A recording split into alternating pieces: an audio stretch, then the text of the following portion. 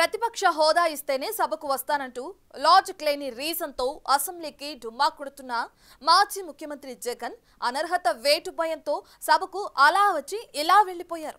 ఆయనతో పాటు వైసీపీ ఎమ్మెల్యేలు కూడా అదే రూటు ఫాలో అవుతున్నారు. మరో 6 నెలలు సభకు హాజరు కాకపోయినా పర్వాలేదన్న ధీమాతో ఉన్న జగన్కు సభా నిబంధనలు ఊహించని షాక్ ఇస్తున్నాయి. జగన్ సభకు వచ్చి సంతకం అయితే పెట్టి వెళ్లిపోయారు. కానీ దాన్ని హాజరుగా పరిగణించే అవకాశం లేదని అసెంబ్లీ వర్గాలు స్పష్టం చేస్తున్నాయి. ఇక దాంతో జగన్ ఈ సెషన్స్ లో మరోసారి సభకు హాజరు కాకపోతే అనర్హత వేటు పడే అవకాశం కూడా ఉంది. ఆయనతో పాటు మిగిలిన 10 మంది వైసీపీ ఎమ్మెల్యేలకు కూడా తప్పదంటున్నారు.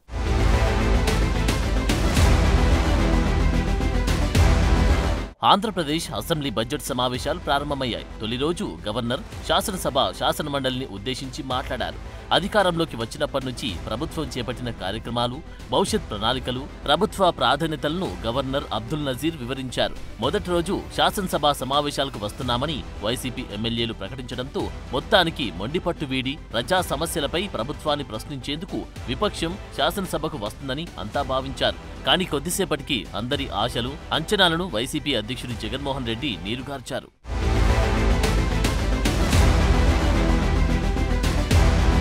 తన 11 మంది టీంతో సభకు వచ్చిన జగన్ 11 నిమిషాలు కూడా సభలో గడపకుండానే వాకౌట్ చేశారు. గవర్నర్ ప్రసంగిస్తున్న సమయంలో వైసీపీకి ప్రతిపక్ష హోదా ఇవ్వాలని, ప్రజాస్వామ్యాన్ని కాపాడాలంటూ వైసీపీ ఎమ్మెల్యేలు నినాదాలు చేశారు. వాస్తవానికి ప్రజాస్వామ్యాన్ని గౌరవించకుండా ప్రజల నిర్ణయానికి భిన్నంగా తమకు ప్రతిపక్ష హోదా ఇవ్వాలంటూ వైసీపీ ఎమ్మెల్యేలు నినాదాలు చేయడంపై చాలా మంది విస్మయం వ్యక్తం చేస్తున్నారు. అసెంబ్లీ సమావేశాలకు హాజరు కాకూడదని వైసీపీ అధ్యక్షులు వైఎస్ జగన్మోహన్ రెడ్డి ముందుగానే నిర్ణయించుకున్నట్లు ఆయన వైఖరి బట్టి స్పష్టమైంది.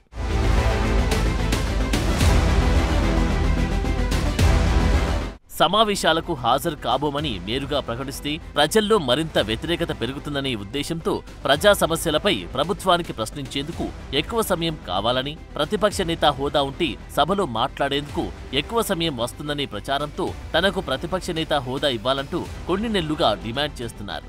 వాస్తవానికి శాసనసభలోని మొత్తం సభ్యుల్లో 10% సీట్లను సాధించిన పార్టీకి ప్రతిపక్ష హోదా దక్కుతుంది. ప్రతిపక్ష హోదా దక్కాలంటే ఎన్ని సీట్లు ఉండాలనే ప్రత్యేక నిబంధన లేకపోయినప్పటికీ అదొక సాంప్రదాయంగా వస్తోంది.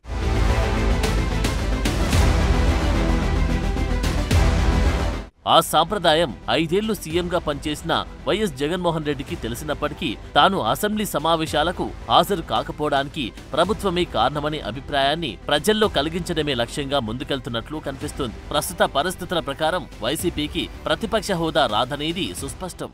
ఈ 5 సంవత్సరాల్లో మీరు ప్రతిపక్ష హోదా మీకు రాదు. అది మీరు మెంటల్గా ప్రిపేర్ అయిపోండి. 11 సీట్లతోటి మీకు ప్రతిపక్ష హోదా ఇవ్వబడదు, రాదు. ఎందుకంటే ఇట్ ఈస్ చంద్రబాబు గారు, గౌరవ ముఖ్యమంత్రి చంద్రబాబు గారు డిసైడ్ చేసేది కాదు, జనసేన డిసైడ్ చేసేది కాదు.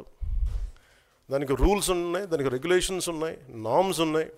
ఇది చంద్రబాబు గారు ఆప్ చేస్తేనే కాదు, ఇది ఎవరు ఆప్ చేసింది కాదు. మీకు ప్రజలు మీకు ఇవ్వలేదు. మీకు 175 సీట్లు కేవలం 11 సీట్లు ఇచ్చారు వాళ్ళకి. అప్పుడు ఏం చేయాలంటే సార్, అప్పుడు జర్మనీకి వెళ్ళిపోవాలండి. ఇప్పుడు జర్మనీలో ఏంటంటేనండి 25% వచ్చిన హైయెస్ట్ పర్సంటేజ్ ఆఫ్ వచ్చిన ఓటుకి ఇన్ని ఎంపీస్, ఇంత అసెంబ్లీ స్థానాలు ఉంటాయి వాళ్ళకి. 5% మించి తక్కువ వస్తే 5% ఓట్లు మిగతా వాళ్ళు పంచుకుంటారు. మనకు అలాంటి బెనిఫిట్ మనకు లేదు కాబట్టి మన రాజ్యాంగంలో లేదు. వాళ్ళు మంకుపట్టు పడితే they are free to go to Germany. Thank you. వాస్తవానికి శాసనసభ, శాసన మండలిలో సభ్యుల సంఖ్య ఆధారంగా ఆయా పార్టీలకు మాట్లాడే అవకాశం లభిస్తుంది. కానీ కొన్ని సందర్భాల్లో సభ్యులు రిక్వెస్ట్ చేస్తే తగినంత సమయం కేటాయించే విచక్షణాధికారం స్పీకర్కుంటుంది. ప్రజలకు సంబంధించిన ముఖ్యమైన సమస్యలను ప్రస్తావించేందుకు సభ్యులు ప్రయత్నం చేయవచ్చు. సమస్య తీవ్రత ఆధారంగా స్పీకర్ సభ్యుడికి ఎంత సమయం కేటాయించాలని నిర్ణయం తీసుకుంటారు. ప్రతిపక్ష నేత హోదా లేనప్పటికీ సభలో మాట్లాడేందుకు తగిన సమయం తీసుకోవడానికి అవకాశం ఉంటుంది. అసలు సభకు వచ్చి ప్రజా సమస్యలపై ప్రభుత్వాన్ని ప్రశ్నించే ప్రయత్నం చేయకుండానే తమకు హోదా ఇవ్వకపోతే తాము సభకు వెళ్లబోమని జగన్ భీష్మించుకు కూర్చోవడం అబాస్పాలవుతుంది.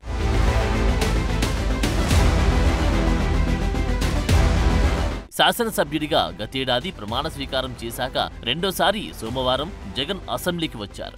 వైసీపీ ఎమ్మెల్యేలు, ఎమ్మెల్సీలను వెంటబెట్టుకుని అసెంబ్లీ ఆవరణంలోకి ప్రవేశించారు. పోర్టికో నుంచి ప్రవేశించగానే ఎదురుగా ఎమ్మెల్యేలు సంతకం చేసేందుకు ఏర్పాటు చేసిన రిజిస్టర్లో ఆయన సంతకం చేశారు.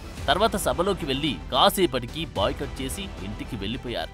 60 రోజుల పాటు వరుసగా సభకు హాజరు కాకపోతే ఆటోమేటిక్గా అనర్హత వేటు పడుతుందని సభాపతి, ఉపసభాపతి ఇప్పటికే అధికారికంగా ప్రకటించారు.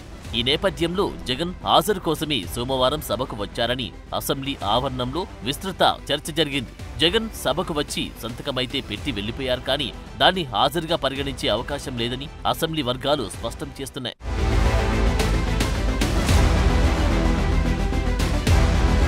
సభలో స్పీకర్ అధ్యక్షతన జరిగే సమావేశాల్ని 10 దినాలు సిట్టింగ్గా పరిగణిస్తారు. శాసనసభలో సమావేశమైన శాసనసభ శాసనమండలి సభ్యులను ఉద్దేశించి గవర్నర్ ప్రసంగించారు.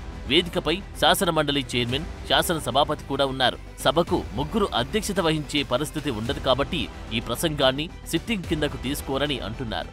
గవర్నర్ ప్రసంగం ముగియగానే సభ వాయిదా పడింది. గవర్నర్ ప్రసంగంపై మంగళవారం ధన్యవాద తీర్మానం చేయాల్సి ఉన్నందున దానికి ముందుగా ఆ ప్రసంగాన్ని శాసనసభ మండలిలో టేబుల్ చేస్తారు. అప్పుడే అది రికార్డులోకి వస్తుందని అసెంబ్లీ వర్గాలు చెబుతున్నాయి.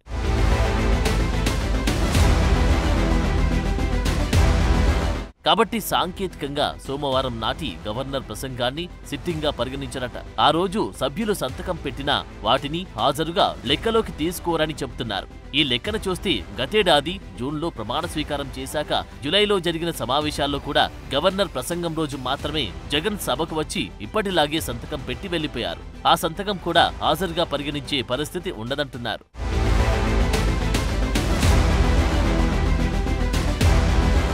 5 ఏళ్లు ముఖ్యమంత్రిగా పనిచేసిన జగన్ కు ఈ పరిణామం ఊహించని జలకే. అసెంబ్లీకి రావడానికి ఇష్టపడని ఆయన తన టీంతో ఈ సెషన్స్ లోని తిరిగి సభకు వచ్చి కూర్చోవాలి. లేకపోతే ఆ 11 వైసీపీ ఎమ్మెల్యేలపై అనర్హత వేటు వేసే విచక్షణాధికారం స్పీకర్కుంటుంది. మరి మొండి పట్టుదలకు మారుపేరైన జగన్ మెట్టు దిగి అసెంబ్లీకి వస్తారో లేకపోతే అదే పంతంతో ఉప ఎన్నికలకు సిద్ధమవుతారో చూడాలి.